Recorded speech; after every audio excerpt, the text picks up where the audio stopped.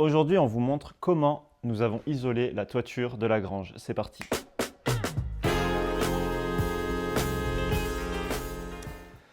J'en profite pour faire une petite aparté sur cette magnifique baie vitrée qui est maintenant posée. Et donc, on peut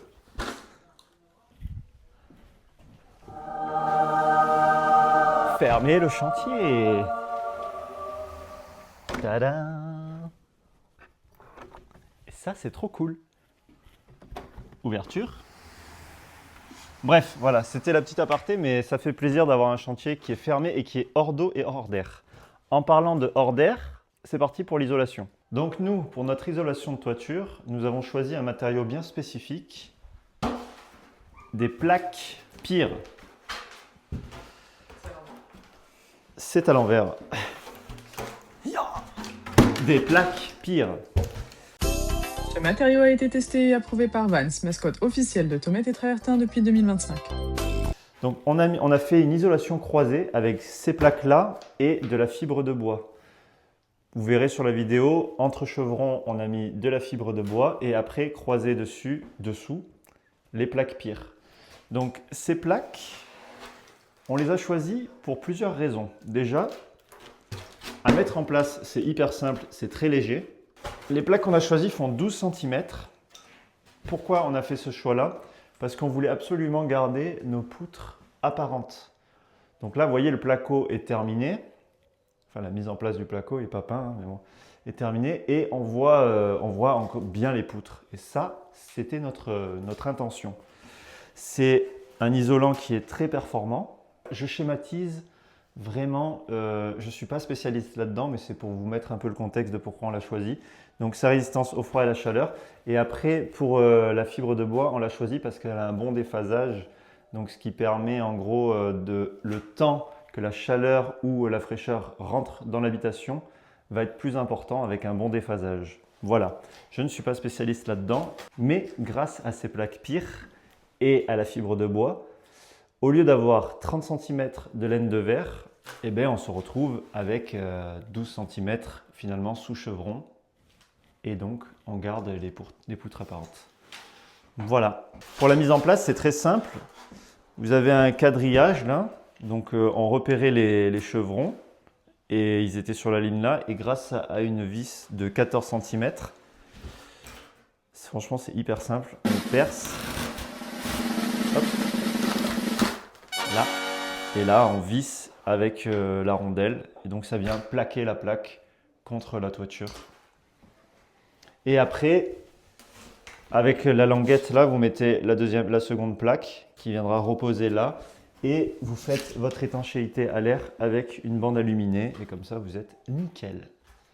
Allez, on vous montre comment ça s'est passé lors du chantier. Alors, au niveau de la mise en œuvre, nous ce qu'on fait, on mesure la distance entre chevrons. Ce serait trop facile que ce soit tout le temps la même, donc c'est tout le temps différent. Donc on doit s'adapter au niveau des coupes. Là par exemple, j'ai une coupe à 35.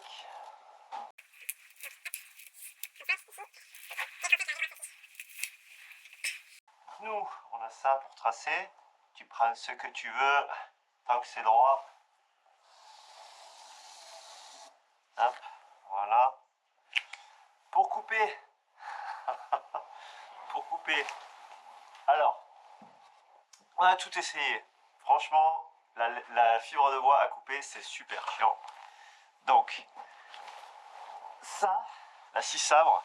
Franchement, la scie sabre en plomberie, je l'utilise tout le temps. C'est trop bien, ça coupe le cuivre, l'acier, enfin bref, selon la lame que tu mets bien sûr. Pour la fibre de bois, c'est nul. Alors, du coup, je disais, la scie sabre, c'était pas top pour couper la fibre de bois. Le cutter, c'est pas top. Le couteau à pain, c'est pas mal, ça commence à être pas mal, mais honnêtement, ça fait trop les bras au bout d'un moment. Quand il y a une grande surface comme ça à faire, on n'en peut plus. Donc, au niveau de tous les outils là qu'on vous a présentés, ce qu'il y a, c'est que souvent ça avait tendance à faire pas mal de gouloches, on le voit là, si je puis dire. Ça en met partout, donc c'est pas très pratique, c'est fastidieux, c'est long, voilà. Donc nous, ce qu'on a trouvé, enfin, ce qu'Esther a trouvé, on a piqué à ma maman le Moulinex Classic Duo. avec ses lames en titane. C'est pas vrai. Mais en gros, ça marche très bien. Démonstration.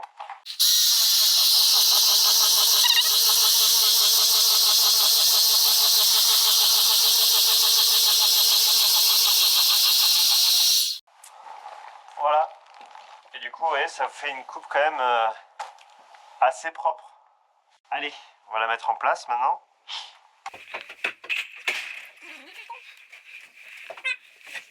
On les met comme ça et après on croise avec les plaques de pire.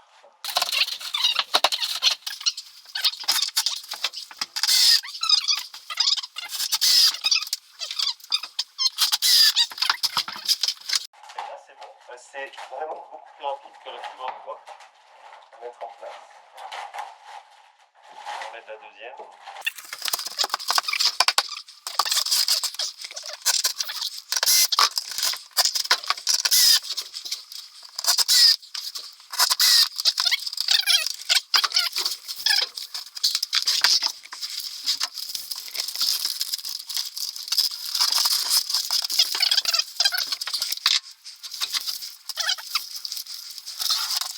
Et sur les bords, comme des fois les coupes, on ne peut pas être exact avec les murs en pierre et tout ça, ce qu'on fait c'est qu'on comble de mousse.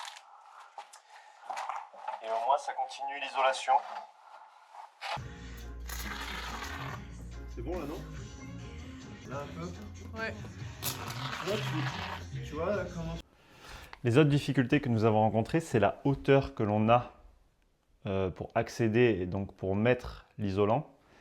Puisque vous voyez, hop, là on a une vue sur le futur salon. Et vous voyez l'échafaudage là, et en sachant que là c'est au plus bas hein, du salon, donc ça monte encore. Donc cette zone que vous voyez ici, là, ça a été vraiment le plus compliqué, vu qu'on était à bout de bras avec l'échafaudage, vu que bon, on ne peut pas le monter bien plus. Voilà, donc ça a été une contrainte, la hauteur. Mais on s'en est sorti. Les plaques, du coup, vu qu'elles sont très légères, bah, ça permet une mise en place plus facile. Et après, la fibre de bois. Non mais, la fibre de bois, une horreur. Moi, je me disais, c'était la première fois que j'en posais. Hein. Les plaques pires aussi, mais la fibre de bois, matériaux naturels, tout ça et tout, mais à découper, mais une horreur. Et pourtant, c'est du 45 mm, donc c'est pas très épais.